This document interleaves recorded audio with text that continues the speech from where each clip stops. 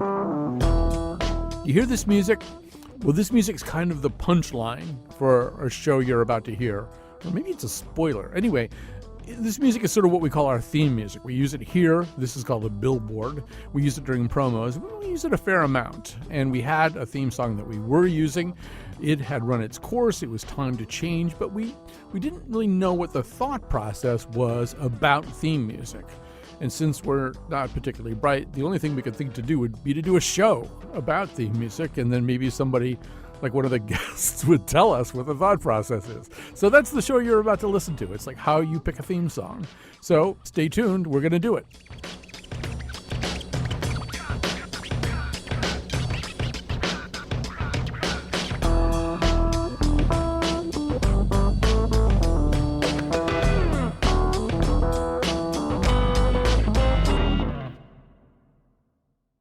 Hi. In order for you to understand the show you're about to hear, I have to explain to you that for many, many, many years on this show, we used, whenever we needed theme music, a particular song by Prince.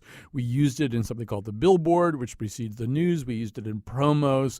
And we used to even open the show every single day with that music and Chion Wolf talking over it. So on April 9th, 2010, this is how the show, which in a pretty typical way, began. Just look now, but there's another rocky road.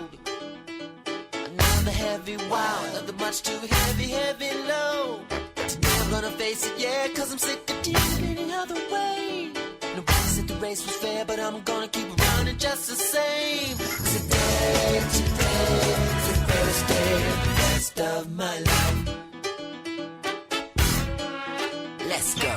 Live from Dankosky Community College on Academic Asylum Hill, where Beard Grooming 101 just let out, I'm Chion Wolf, Dean of Onion Sculpting, and today's show is about the mission of community colleges. Today is the first day of the rest of my life. Biology with onions, structural engineering with onions, history of the onion. Okay, maybe getting a degree in onionology is in the future, but 4 great professors join us today. And now the professor of stain removal, Colin McEnroe.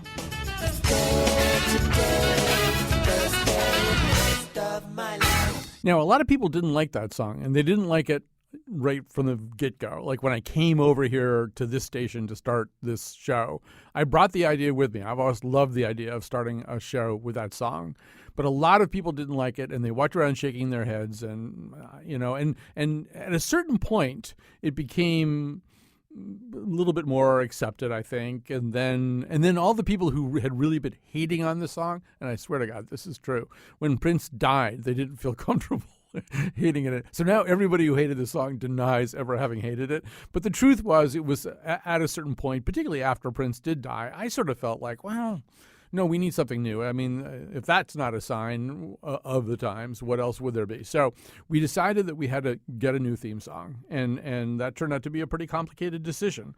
So in April of 2018, we did the show that you're about to hear. We picked our new theme song in May. So there's a way in which this show that we did originally, it didn't kind of really end anywhere. It just was like people blathering about theme songs, but in a very entertaining way. So we are going to talk right now to Kate Callahan. She was Connecticut's 16th state troubadour. Her most recent album is Triumph. Jim Chapdelaine, by now you should know who Jim Chapdelaine. He's on every day practically. He composed the theme song for WNPR's award-nominated Hartford Yard Goats podcast, the second first season, and he's also won most of the things you need for an EGOT. Definitely Emmys. And I'm going to say maybe a Grammy and a Tony. So they are songwriters. So we thought that we would talk to them about how to write a theme song. Let me just begin by asking the two of you. I'm going to ask Kate first because I know that Jim's relationship with this question is very complicated. Kate, do you like that song, the stuff that we just played? It's okay to say that you don't like it. We're getting rid of it. I love it. For me, that song is a rallying cry, which I think is one essential the central component of a good theme song is something that people hear and they come running, come dialing into the station, come sit down and turn on the TV, whatever it is, it rallies people. All right, then we're keeping it. Show's over. Everybody go home. Now, you Jim Chaplin, deny. I'm stuttering because I'm unpacking the whole experience now. So you can preface it if you want to. No, you just you dive right. So I initially was not one of the favorables for that song. Right. And now I know why, because I hadn't heard it. Because in the last few years, I'm like, what was I thinking about? This song sounds great. It's because you're using the instrumental section.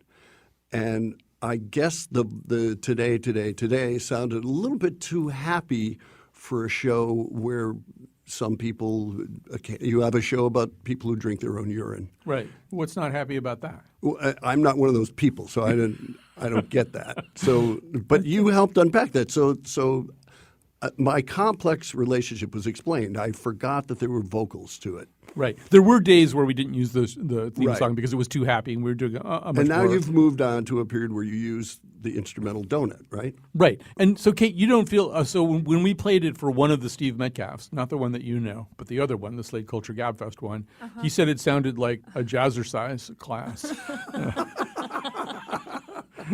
I mean, it's terrible in its awesomeness. I think I remember when that was used, and it made me want to listen. Well, I mean, that would be a goal of theme music, Yeah. right? Right. Yeah. But the question is, did you want to listen because the show is great? And then eventually you come to associate that, which happens sometimes. Right. That song just pulled me out of whatever I was doing, whether that was a pull that I could digest or not. It did pull me out of whatever I was doing, so I would listen. I mean, the problem with any theme song, I think, also is some people are going to like it, but some people are going to hate it. And if you really don't – I mean, I've heard from people who – even factoring in for the fact that, as Jim says, we're only using the instrumental donut now, and we're only using it for 60 seconds before the show and during the promos, have said that they do not listen to my show because of that music, because it bothers them so much. That's a pretty strong stance, Right. don't you think? Although I should say, if you podcast the show, like Nessa Rose is listening to the show in Chile right now, and she just is completely unaware or baffled by what we're talking about, because if you don't listen to a broadcast version of our show, you don't ever hear that music. You don't hear promos, you don't hear billboards, you don't have. So sorry, Nessa, if this is confusing to you. All right, so what we did was, so Kate and I both know this one person named Steve Metcalf, and he's the kind of person who likes to think about stuff like this. So Jonathan McNichol and I went off to see Steve Metcalf to ask him some deep questions about theme music. As I was thinking about this, I began thinking about the themes either to movies or TV shows that have lasted a long time, that are still in our heads and still in the culture. And I could think of no better example, actually, than the one that goes something like this.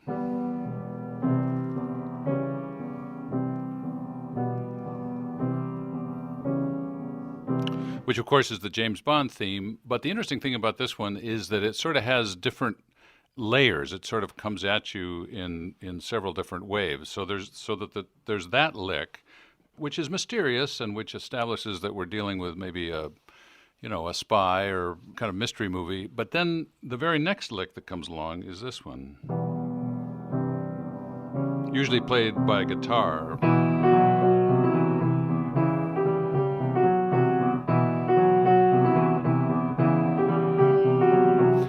And that's a little jauntier, a little more lighthearted. It sort of tells us that this is not entirely serious and we can kind of sit back. And then the third one... It's sort of Felix later.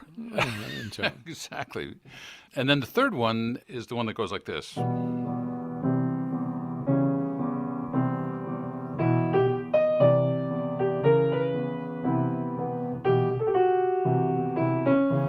Which is even a little jazzier and I think a little lighter, and to me sort of calls up, Connery coming into the casino with his dinner jacket on, about to win a quick, $40,000 at the baccarat table.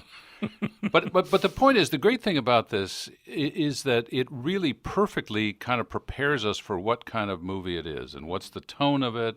And yes, there's intrigue and a little mystery and sort of thrillerdom, but it's lighter than that, and there's playfulness, and there's a kind of a winking at the violence. So what you're saying so far is that we would guess probably that the theme music wouldn't be completely randomized. It's not just some catchy tune that the people who write this music probably do think a little bit about how it's going to mesh with the actual final product. Well, that's right. So one of the problems that we have right now, the problem that we're trying to solve, is that sometimes we are lyrical and lighthearted, and sometimes we are a little bit more serious about what we're doing. And I think it's easy to get one or the other. It's hard to get both. First of all, this is one of the great movie themes of all time, in my opinion. This is the theme to The Apartment, Billy Wilder's movie with Jack Lemmon and Shirley MacLaine. And as I think you'll see, the great thing about this tune is that it is both kind of rom-com. I mean, there's a Hollywoody romance to this theme, but also a little darkness, a little drama. And of course, there is a drama to this movie, and it is both at the same time. And it goes like this.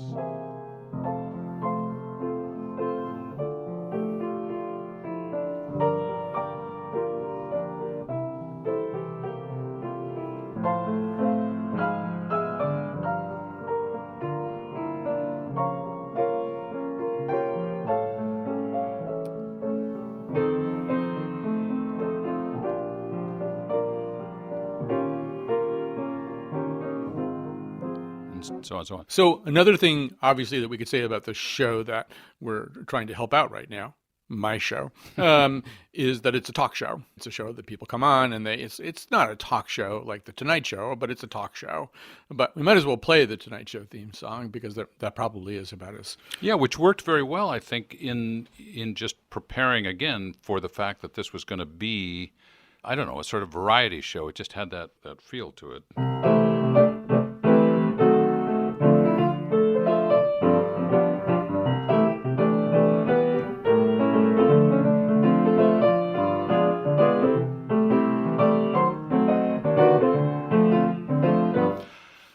Which is a Paul Anka tune, by the way. We were thinking about using an instrumental version of Having My Baby, which is also by Paul Anka. One thing that you said as we were kind of getting ready for this is probably repurposing any piece of music has risks to it, that probably we should get somebody to write something. Well, yeah, I mean, I think it has risks both ways, though, right? I mean, if you get something that people know, then it draws them in, but, if it sends the wrong message somehow. I remember years ago, I can't remember the name of the conductor, who told me that for years he had played the Lone Ranger theme to his children's concerts, and the kids all, were delighted to recognize it. We're talking, of course,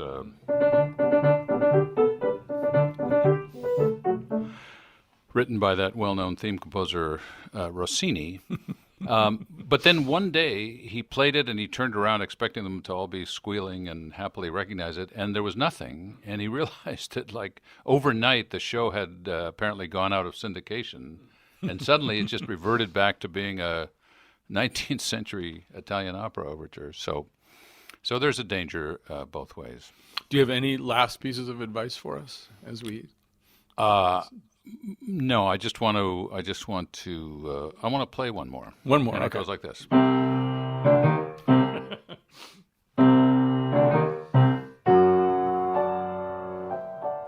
And I just want to play it because the other day, this is a true story, there were some kids behind my backyard playing basketball, like middle school kids.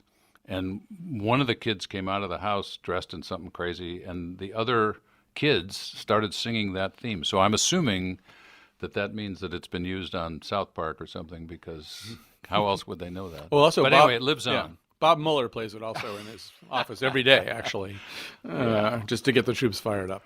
All right, Steve Metcalf, thank you so much for your musical wisdom and your piano talent.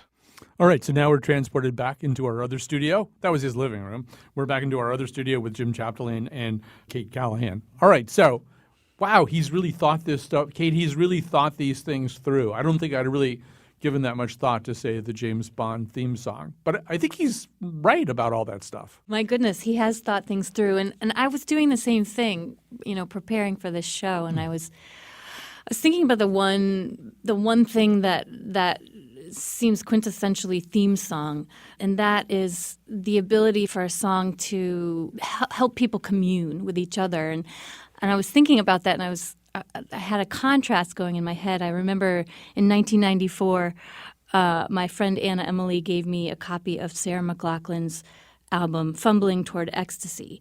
And I put that on my headphones, and the music just begged me to isolate and be with it and listen and listen and listen. And then if you think back maybe 10 years prior to that, and the movie Ghostbusters comes out, and then a theme song like the Ghostbusters, it draws people to each other. It unites people in its hilarity. And I think that's the uniting quality is important for a theme song. Although I think your love is better than ice cream is a very uniting statement. Good call. So, that's like my one act of retrieval from my brain that I'm going to do all day today, but I'm feeling good about it. So, I don't know, Jim, I'm just going to let you react to that, and then we're going to take a quick break. You notice he's drawing from a period of time when theme songs were really theme songs. Do you think they're less important now? Or? No, I think we've come full circle, and I think we owe that. So maybe in the 90s there were still some pretty strong theme songs happening. I don't know when theme songs turned into sound designs for a while. Right. And so they were just a sound that sort of triggered you to recognize what you're about to hear. But then you started seeing stuff like The Sopranos.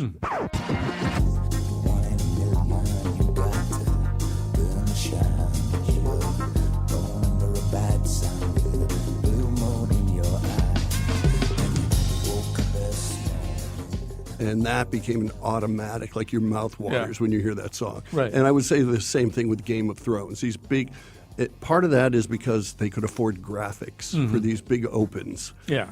And I think those songs kind of brought the drama back. You know, there's a little Perry Mason happening again. Right. And some of those things are also nicely eternal. Like when we were just sort of tuning up here and sound checking, I think you play the Barney Miller lick. Can you play that? Okay.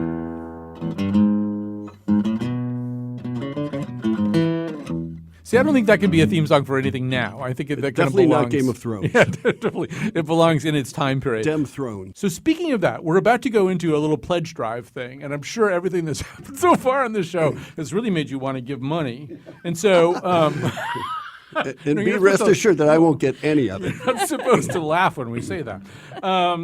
So Jim, because he can do these things, he can write these songs. I will say that I've I already came in forgotten with a the Post-it.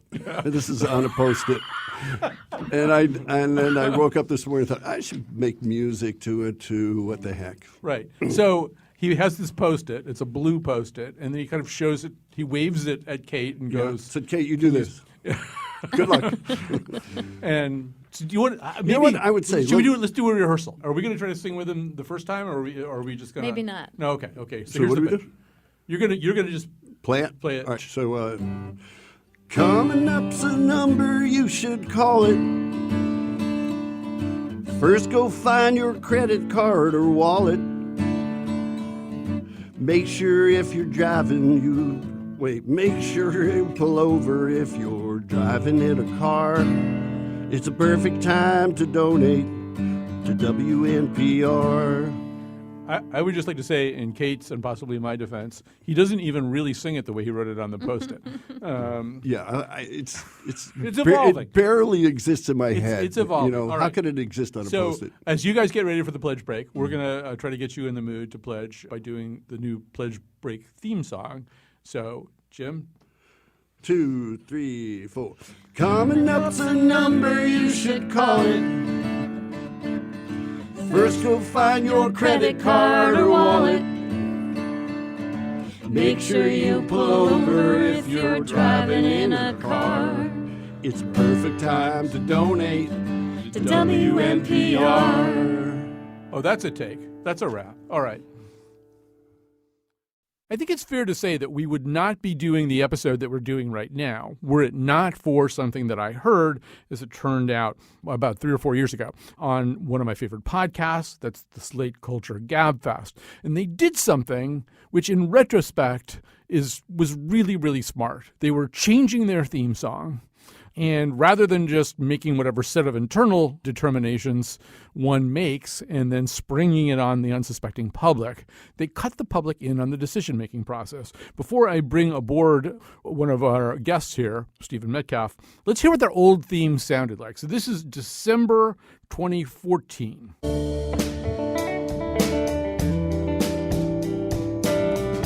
I'm Stephen Metcalf, and this is the Slate Culture Gabfest Rock, Paper, Scissors edition. It's Wednesday, December 10th, 2014. On today's show, Wild is the new film from the director of Dallas Buyers Club, a movie. All right, so Stephen Metcalf, Slate's critic at large and co-host of the Slate Culture Gabfest, is now sitting up there in Hudson, New York, dabbing at his eyes with a nostalgic handkerchief. Dabbing in my ears in order to not hear the sound of my own voice, Colin, please. Well, those were the days anyway. So at a certain point, you decided that this was not going to be your theme song anymore. Can you remember what occasioned that turn of mind? Well, backing up a little bit, no one, as far as I know, maybe the great algorithm in the sky decided to make that first one our theme song. It was pulled probably from the internet for free and slapped onto our show back in the day when a podcast was really just three, people on a microphone, and was in keeping with the kind of insouciant attitude that podcasts were made with. But after a while, it's so goofy listening to it now. I mean, I haven't heard it in forever. But it's like nothing about that riff, that kind of laid-back, Santa Monica riff, connected to what the energy or attitude of our show was. So we decided to correct that going forward. So you did this really brilliant thing. You worked with a composer named Nick Britell, and all of you, the three hosts of the show, talked a little bit about who you were and what your afflatus was and how that might contribute to the musical imprint that he would create. Let's hear Nick Britell talking about that creative brief he was given when the new theme was commissioned from you guys. There were a lot of different ideas that were presented for exploration of what we would do with the music. And there were various things from polyvocal to represent your three voices, words like granola, Kierkegaard, gamelan, Spilkus were mentioned, a strut quality, something that could challenge people but doesn't trouble the conscience, I think was mentioned. Some of the takeaways were it felt like we should try having some sort of a beat. Felt interesting. Also, guitar seemed to be something which wasn't absolutely necessary, but a lot of the things that you listened to or talked about felt like they had a guitar element that you liked. So some of the stuff that I have here has guitar.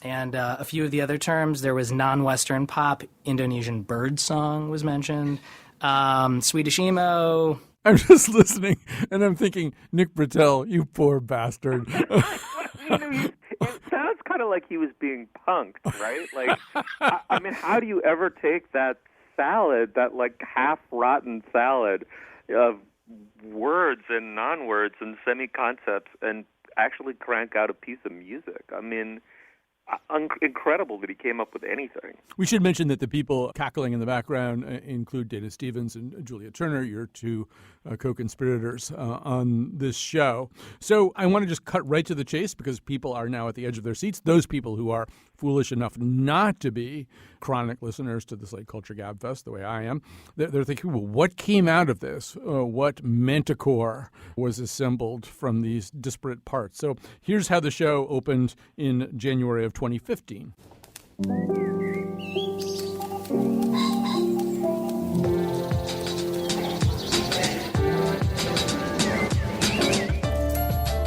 I'm Stephen Metcalf, and this is the Slate Culture Gabfest, the Brio of the Buoy edition. It's Wednesday, January 7th, 2015. On today's show, Mr. Turner is the new film from director Mike Leigh about the great English painter J.M.W. Turner. And then Lee Daniels has created a sudsy new hour-long for Fox. It's about a music mogul. All right, so that's the way things have sounded forever since.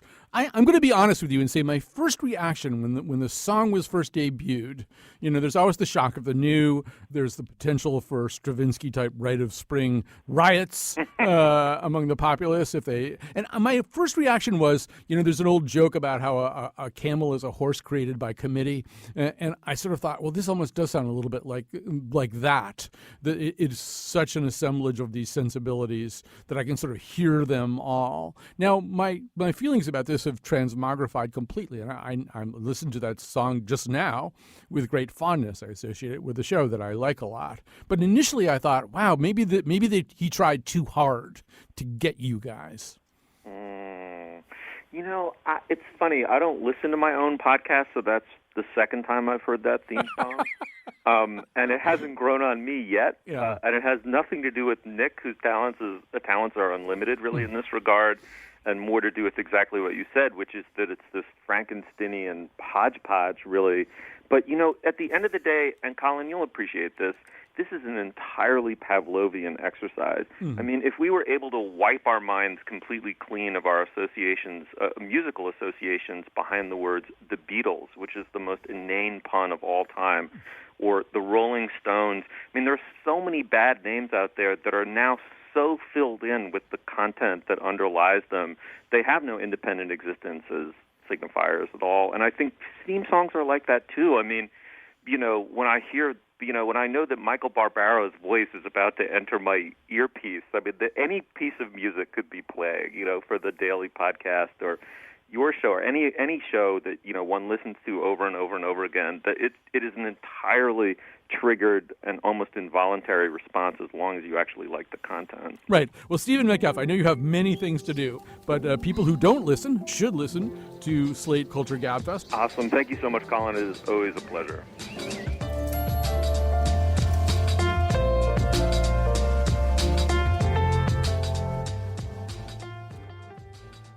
All right, so we're back in the studio now. It will be noted that there are two different guests named Stephen Metcalf on the show, which I'm not sure I've really acknowledged so far. Super meta. Isn't that? It's yeah. Meta Metcalf. And there's like this other Stephen Metcalf who works for, I think he works for Under Armour, doesn't he, Jonathan? And we always try to get him on, too. Like, just we should have called him up and asked him his favorite theme songs. Is there not a legal limit to Right. Stephen Metcalf's? Well, so far, they all delivered. Yeah, we'd like to explore that. So Kate Callahan, that's not Kate Callahan who was just talking, is Connecticut's 16th state troubadour. She is in the studio right now. So is Jim Chapdelaine, a guitar hero, activist, producer, lots of other things.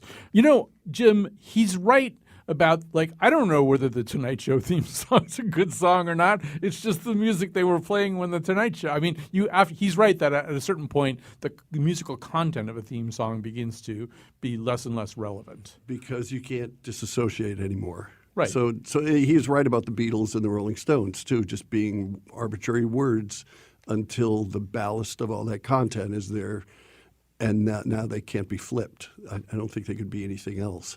So there are pieces of music, I'm sure that you know, and this probably varies from person to person, that occupy places that's the only thing that music could be.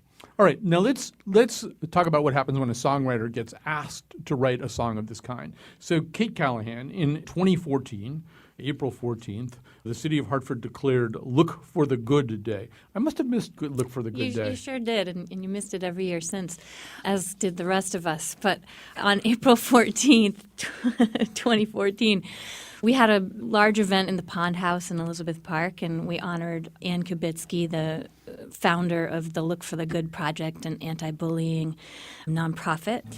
And I was asked months ahead of time to write something to commemorate this day. And I thought about it, and I thought, well, if the city of Hartford sat down and sang a song, it would probably be a blues. Mm-hmm. And so I worked with a little bit of an uplifting blues, and I think the hook is an important part of a theme song, mm-hmm. And so.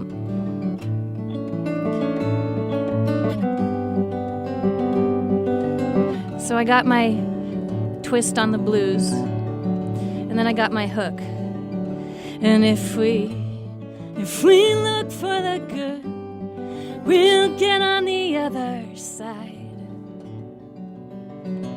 And that was it. You know, if we look for the good, we'll get on the other side. I felt like that's something that I could hear Hartford mm-hmm. sort of singing in its personified version. And the song was debuted with a gospel choir, the Lift Every Voice and Sing gospel choir, Hartford-based community choir. Can we play a little bit of the finished product just so people can kind of hear it? Absolutely. All right, so let's try that right now, John.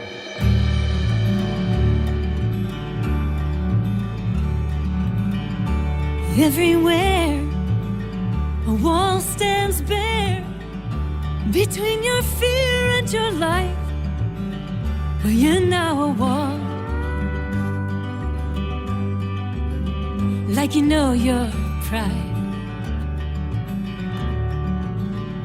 And if we look for that good, we'll get on the other side. I just had an aperçu about theme songs listening to that. And so Jim and I are now going to react to the theme song. I have a very specific reaction that came to me during that theme song. But do you want to react first, or do you want to hear my reaction? No, I want to hear your specific I think it's too good to be a theme song.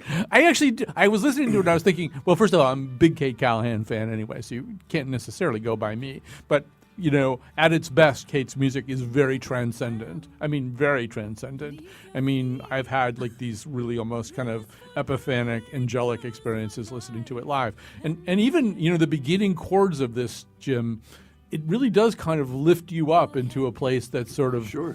It's a little bit bigger than some. Well, it's a real song. Yeah. Start with the fact that it's a real song. Yeah.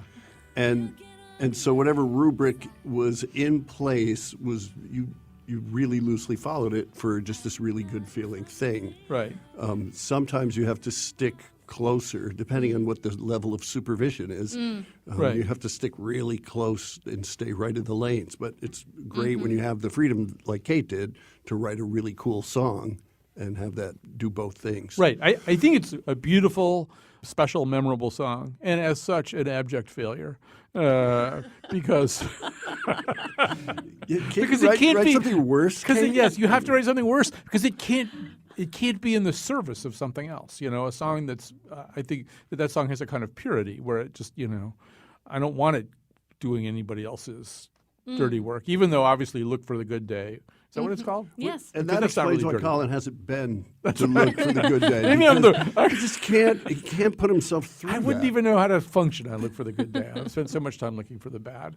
All right. So, and now, Jim, let's go over to you. You were approached actually by the producer of this very episode of our show, Jonathan McNichol, who was doing a podcast called The Second First Season. It was about the Yard Goats' attempt to actually get on the playing field and play baseball. It was about many, many other things, too. And so he asked you to write some kind of theme song. Do you want to talk about what your process was? Yeah. And then we can do the thing where we actually play the song. Sure. Here was the process. I think he contacted me on a Tuesday. And he said, hey, you know, I'm looking for this thing. I don't want it to be like anything that's on NPR. I want it to be a little more raw and gritty and, you know, not digital sounding or something like that.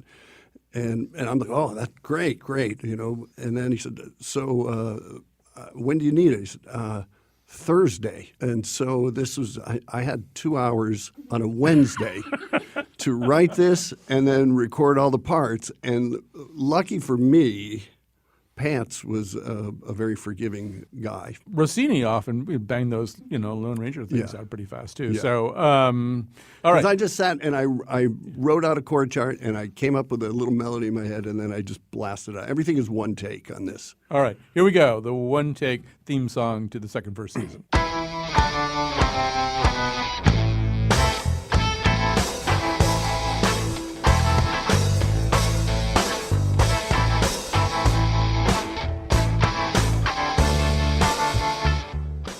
I should say, every time this song gets played on WNPR, Jim receives $0. I know. The same amount of money he was paid for I writing feel it. like it's not coming in right now.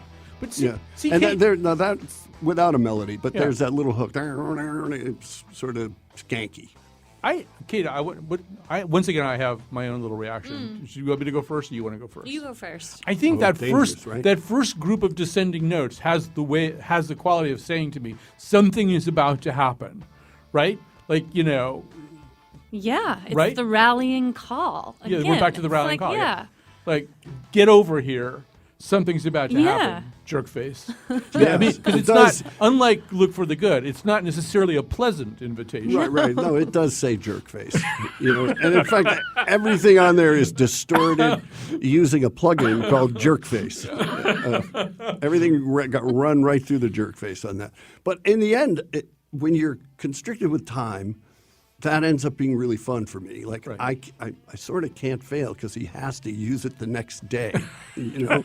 So even if he hates it, he still has to use it at least once. Yeah. No, and I actually, you know, as somebody who was also very devoted to that podcast, I came to have the Pavlovian, you know, thing where that would come on and the notes would start and I would go, okay, I'm here. You know, it's about to. I think that really works as a theme song.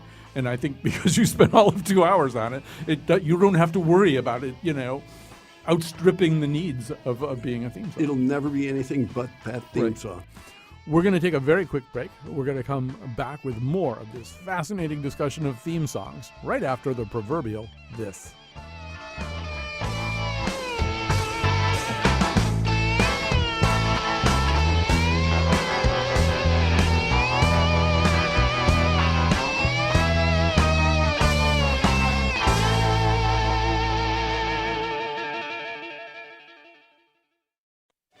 It starts off with this very high-tech syntho-sequency type thing, like this. That's the news. And the strings take the melody.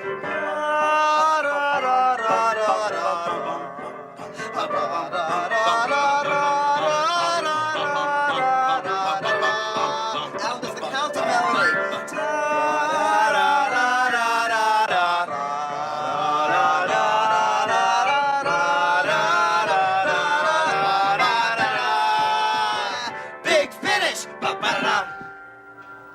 I got chills.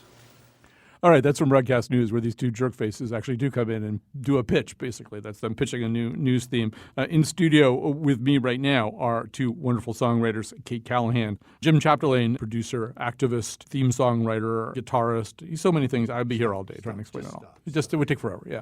So Jerk faces. Jerk That's right. So as we're sort of kind of heading down the home stretch here, I thought, because you guys are like super creative people, I thought one thing that we could do, and I'll start with you, Jim, what we did do, and I'll just remind everybody that the reason we're having this conversation is we've got this music that's written by Prince that we've been using behind our promos and our billboards, and back in the day we used to use it, you know, as the actual theme song and stuff like that. And then there's this other music that we use that I think we'll probably keep, that we use when Kion Wolf is doing the thank yous and or the credits or whatever you might want to call them. That's actually from Get Smart, but we might keep that. But right now, maybe Kate, I just got to do a few really quick thank yous. Can you just give me like a little instrumental bed here for the thank yous? All right, I got to thank a whole lot of people here, although really today's show was a very eccentric project by me and Jonathan McNichol.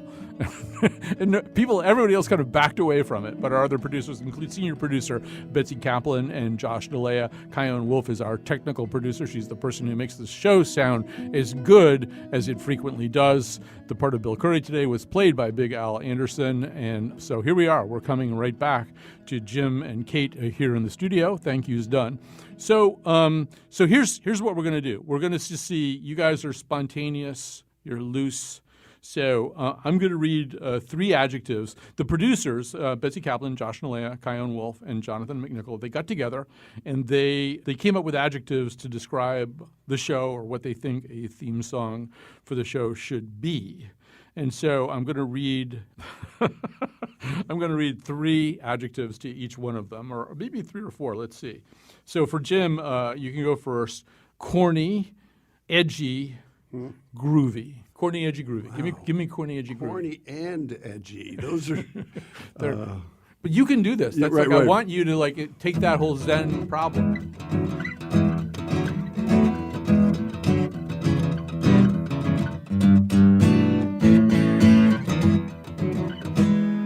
I love it. I don't know if that was any of those things. I think it was all those things. Okay, so let's. I'm trying to pick them also, so they'll fit the songwriter a little bit. So, Kate, curious. Thanks for corny. Yeah. So. Well, no, I knew you'd have a humorous take on corny. Curious, moody, and upbeat. So, moody and upbeat are obviously. Can you play something for me and I'll sing a little? Sure, sure. Curious, moody, upbeat. Yeah, here we go. Okay, so curious, moody, upbeat would be.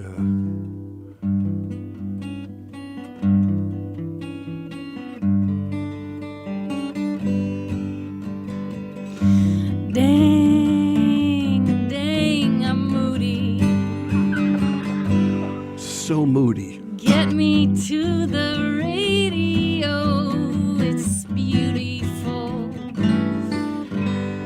What will be on, I don't know, I don't. It's the Colin McEnroe Show. All right, Okay, that was pretty amazing that you guys just did that. I just want to say. I mean, amazing in a good way, too. All right. Well, we're sort of out of time here, but I'll give you an opportunity to, if you have a last piece of advice for us as we try to pick out a theme. Jim, have you learned anything from this experience that would help you help us? I learned that Kate and I should probably work together with adjectives more often. Let's do it. Yeah. No, this is really fun. I mean, how do you pick one? I mean, I don't know how you pick it because remember, whatever you pick right now has no connotation. Right. But in a year from now, it will have the full connotation of the Colin McEnroe Show. So Right. it'll become good no matter what it is. Kate, any last words? Yeah, I mean, being a fan of the original, the Prince song, I think not to be afraid of polarizing people. I think sometimes, I mean, in business marketing, we learn that the more polarizing you are, the more money you make. So that's my last piece of advice. Certainly in polarizing times. Right, we are in polarizing times. So what, you may ask, did we do after all this talking and crying and screaming? Well, ultimately what we did was we picked a song that you're about to hear. We've been using it since May. The theme song is called Rip Rip, which I actually did not even know until this very moment, by David Holmes. And it's from the score to Steven Soderbergh's movie Out of Sight, which is a really good movie. The voice you hear in some versions of the theme song, including the one that's going to come up right here, is Don Cheadle in the role of Maurice Snoopy Miller. So here's our theme song.